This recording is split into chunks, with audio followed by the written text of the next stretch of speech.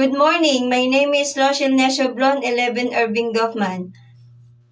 Physical Science, PETA 1, reporting about the branches of physical science.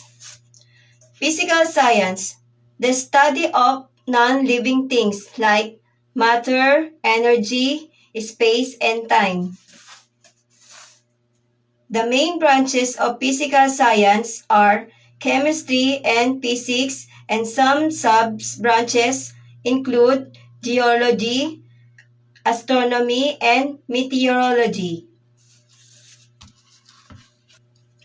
Physics, the study of energy and matter, including how matter is affected by energy and motion.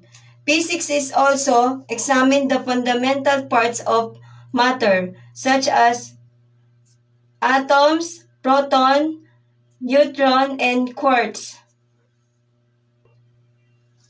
Chemistry, the study of properties of substances and how they change, including how chemicals react with each other. Chemistry also focuses on creating new chemical using heat, solvent, electricity, and radiation. Geology, the study of planet Earth, including its solid, liquid, gases, matter, and geologists often study natural processes like earthquake, landslide, floods, and volcanic eruption.